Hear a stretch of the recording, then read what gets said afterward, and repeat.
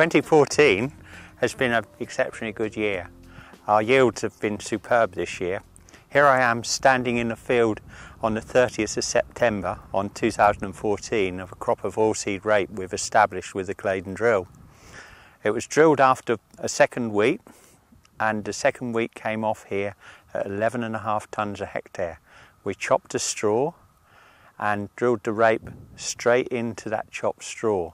So we had the maximum moisture underneath, and as you can see, it hit the ground and has continued to grow, and it's grown past the flea beetle, whereas unfortunately a lot of people have lost their crops this year.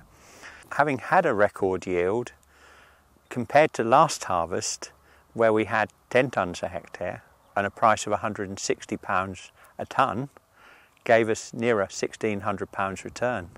This year, today, on the 30th of September, I'd have a job to sell at X Farm for more than £100 a tonne. So our 11.5 tonnes a hectare is well short of last year at £1,150 a hectare. It certainly concentrates the mind, because this crop of oilseed rape last year would have been worth close on to £400 a tonne. This year, today, the bid price, £240 a tonne. It is a big drop in income. And when we look at what we're doing to farm, we have to establish these crops as cheaply as we possibly can, because if we're too expensive, there's certainly no margin. We've had a vast amount swiped off the end. So what I'm looking to do is to grow those high yielding crops, get the maximum return for as cheaply as I possibly can. And that's where the Claydon drills worked for me for the last 12 years. We're absolutely hitting it, because I'm only using about 9-10 litres of diesel to establish this oilseed rape crop. And after 12 continuous years of drilling this field, we have no issues with it at all.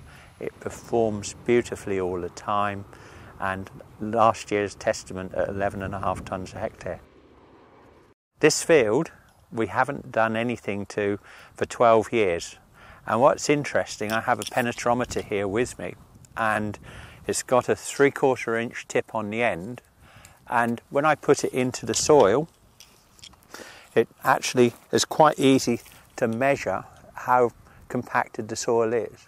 And you can see the first 150 millimetres, it goes very easily, hardly any compaction at all, which makes excellent rooting for the oilseed rape. As I continue to push it down the slot, you can see it staying in the green, and I'm pushing in. It's now gone in 400 millimetres deep, and there we go, 600 millimetres deep, and it's never gone out of the green. We've got no pans, no issues, and no cost of subsoiling. This crop of oilseed rape, I'd be very disappointed if it doesn't do more than 4.5 tonnes a hectare next season. It's had a good start, it hit the moisture, it's never looked back. We've kept the flea beetle off it, and because we're on moisture, it's grown all the way through, it's never dried out. So it's given us that head start. The cost of getting this crop in has been incredibly cheap, just at 10 litres of diesel.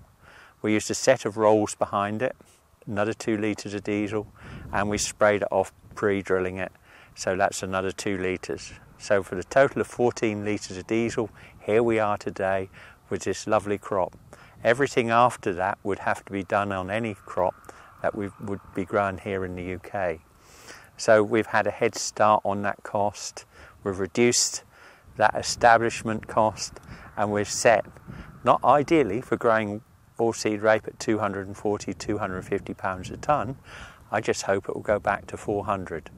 But in the meantime, I'm not going to have to subsidise this crop maybe as much as some other people doing many more operations.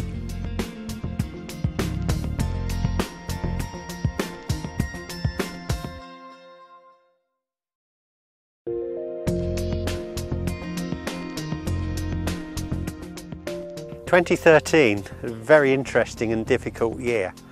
We started off having 600 millimetres of rain from April until the end of September, which is our annual rainfall. So the soil was cold and wet, and of course we came out of harvest and we didn't appreciate the soil temperatures were lower. And of course we started drilling as normal in September. Lucky we did, because when we drilled in October the soil temperature had gone completely. It was the start of a very long winter, and of course those crops that were drilled in October never made good headway, never made competitive for the blackgrass or anything else. So the stuff we drilled in September looked as if it had been drilled in October last year, I think purely because of soil temperature. That was the same over the whole of Europe. We saw in Germany and France and other countries the winter was extremely long, and we all saw snow going through to the spring. But there were 1 or 2 warm spells, and we had a slightly warm spell at the beginning of January and thought spring has arrived early, but only come back with winter with a vengeance. And of course we then ran through all the way until April, when the crops looked like end of February and hardly grown, and we put the fertiliser on them and were waiting. And again soil temperature came to play, because it started to warm up at the end of April and those crops grew away nicely. And many users phoned me up concerned that their crops were looking terrible all over Europe, all over the UK. Oh, is this drill the right thing to do? And those crops have gone on, and they're ringing me up today and telling me that they've done 10.5 and 11 tonnes a hectare. I'm quite envious, because we've done just over 10 ourselves. So it's really good to hear that news.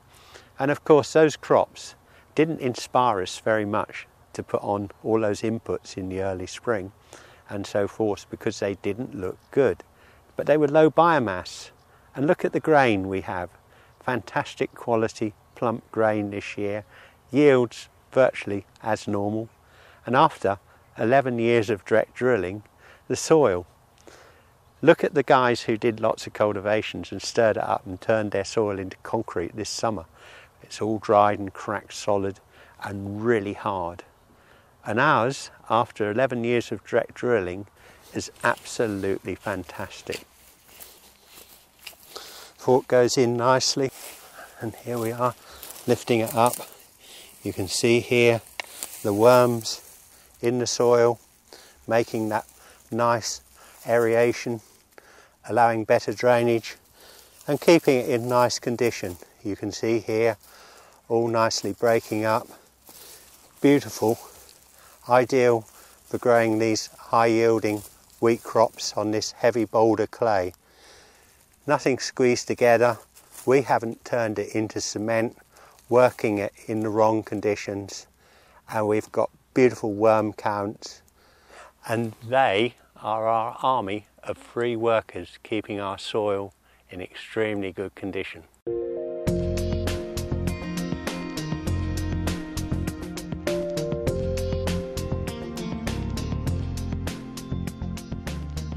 Here we are in 2012, standing in a wheat stubble. We're here in an 80-acre field, and what a totally different year from 2011. When you go back to 2010 autumn, we had frost and snow in November. In 2011 autumn, we had an Indian summer in November. So it made the crops very, very different. We had lots of autumn growth. We had lots of blackgrass growing over a long period, giving us blackgrass problems for this year.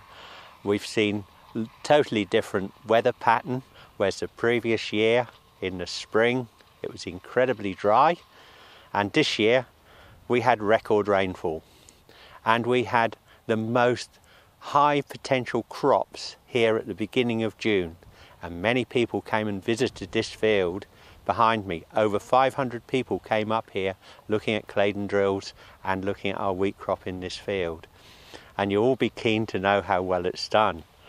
Well, we harvested it, and the crop yield we were hoping with that high potential we had in June to be 12.5 tonnes a hectare, and we treated it really well. But it went nicely above 10 tonnes a hectare, very close to 11 in fact. So we were very pleased with that for this year. And the quality of it, it looked more like tail corn rather than the lovely bold corn we saw the previous harvest. So it's been an incredibly different year and incredibly different challenges, because with all of the rain we had in the spring, the wheel marks And the tram lines, you look around at everybody who did cultivations, they sunk into them 9 inches, 10 inches deep and really rutted.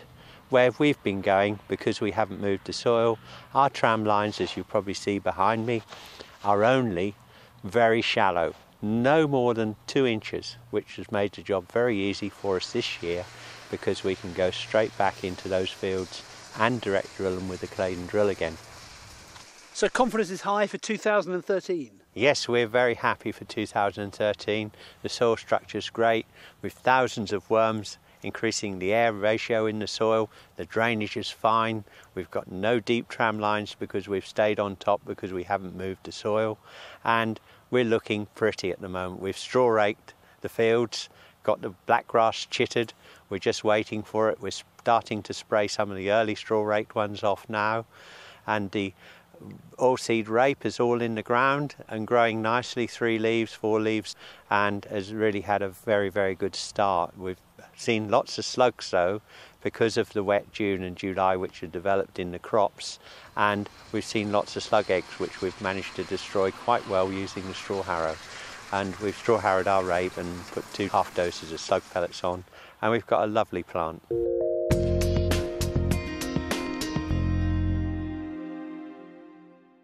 Well, 2011 has been rather a strange year, very different for farming than what we've normally experienced. We started off with last harvest, a good harvest, and then we had a dry spell in September, and we started drilling, and then we had 19 days of rain and stopped us drilling, so we had like 2 drilling sessions. It's quite interesting because we drilled some of our second wheats under chopped straw in September, and the yields on those have been really good. We had a very early November snow which brought the temperatures down to 0, and I think in December we then travelled through to 0, -1 all of December, and a lot of crops didn't actually move much in the autumn. And then we came to a more milder January, it was more normal, and we went through February to March with relatively normal rainfall. And then in March, for some bizarre reason, we didn't have any rain from the 5th of March right the way through to the middle of May, and that did cause crops quite a massive problem in some parts of the country. And of course, when we had some rain in May, we then had the problem because they hadn't tilled properly in the spring. We had secondary tillers coming and saw many crops suffering very badly. We were really fortunate because a lot of our customers were ringing in and saying how well their direct drill crops were looking, where they got the chopped straw holding the moisture and how well they were holding on. And the results this year will speak for themselves with many of them, because we've had reports coming in still of 10 tonnes a hectare on second wheats. Our own second wheats, which we drilled in September, came in from 925 to 9.9 tonnes per hectare for second wheat. I didn't think was too bad this season. As you can see, my first wheat is behind me here, and that has come really well. We haven't been able to harvest it. It's still holding on. It's still not quite fit, and it looks like a perfectly normal season for it.